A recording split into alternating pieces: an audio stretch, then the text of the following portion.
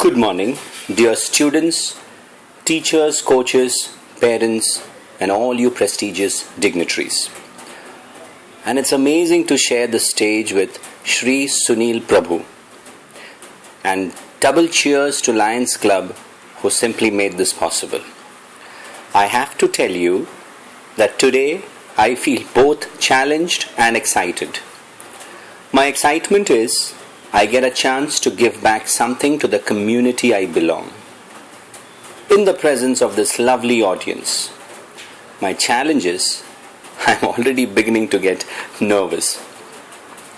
Let me start by congratulating each one of you for your achievement and best wishes to your continued success. And the bottom line of why I am here. I am not here to motivate you. You don't need that. This is a house full of toppers, and trust me, this is amazingly a crazy achievement. So once again, many congratulations to one and all seated here. In today's world, kids are being pushed harder and harder to become overachievers in the field of academics and in every other way. I wonder, why do we want kids to overachieve?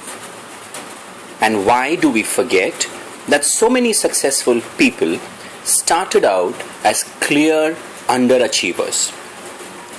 Bill Gates, in his 6th grade, was underperforming in school. He was at war with his mother and generally struggling with his life. His parents sent him to a counseling psychologist too. And the same downside graph is so true with Larry King, the television host, Justin Bieber, I'm sure you don't want his introduction, Shahid Kapoor, or even Sunidhi Chauhan. So, taking this talk ahead, let me tell you, this is not a motivational talk. Rather, it is an informational talk. At the end of the session, I want you to know why you do what you do. At the end or by the end of this talk, I want you to explore the possibility of why you do what you do. And that brings you into a terrific awareness mode. And then you understand what is your motive for every action in your life. What is it that drives you in your life today? Because I believe that there is an invisible force that drives us from within.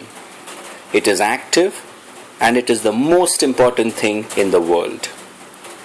I am here because I believe passion is that invisible force of life. The moment you discover the emotion of passion, you come to life. The entire wiring in your system changes. And once you discover your passion, it changes everything for you. The general manager of Sony Pictures once said on an opera show, I got C grade all through high school and I was a lazy student. Now I tell people, it's good that you got C because success also has 2 C's, no A's. But well, the general manager of Sony Pictures really made it big in her life. But all that happened the day she discovered her passion. When you have passion, it makes a big difference. Finding your passion is like slapping a 50 GB RAM on your computer. Same computer, but now it becomes even more powerful. It is okay for kids to start off slow. And it is okay if you're not an Einstein at the age of 10 or even 15. Don't panic. Even Albert Einstein was not Einstein at 8. Little Albert was an underachiever. He didn't speak until 3, stumbled his way to school, and later worked as a clerk. And then he discovered his passion. And that's what changed everything. He became the world's greatest physicist. Discover your passion. Whether it be your business, your contribution to society, money, whatever it is for you, your body, your family. Passion is important to success. But the big problem is finding your passion. You take a moment and introspect your own life right now and ask yourself, what is it that I am really passionate about?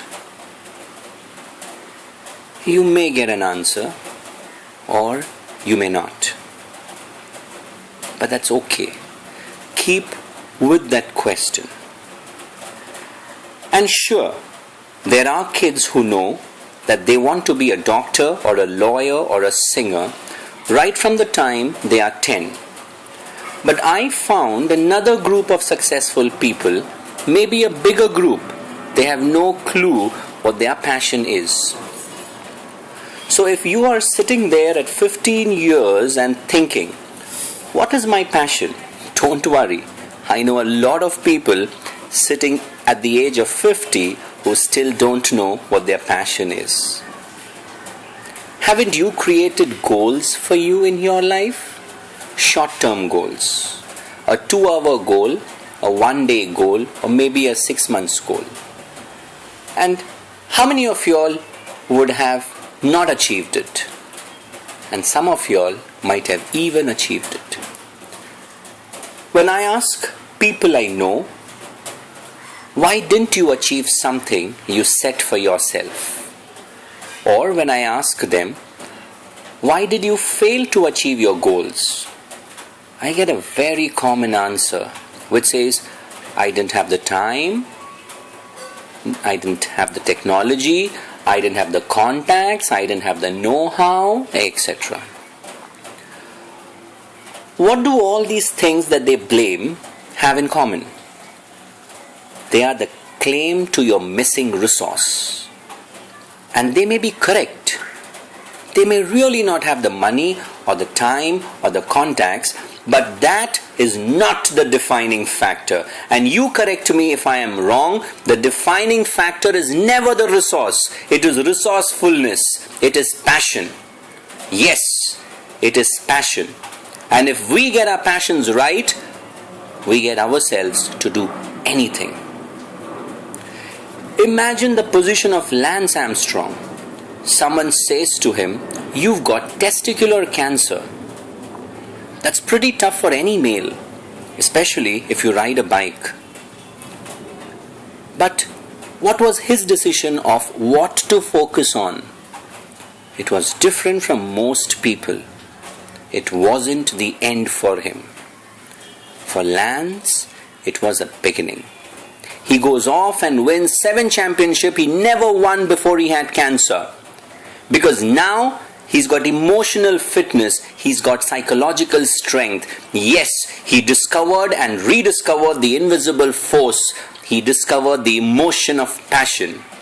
That's the difference, my dear friends. That's the difference, ladies and gentlemen. That's exactly the difference, boys and girls. Human beings that I have seen in the thousands that I've had the opportunity to coach, all through. And when you discover your passion, you discover the magic. And then you can convert your greatest weakness into your greatest strength. Here's a prime example. There was a company that used to publish Bibles.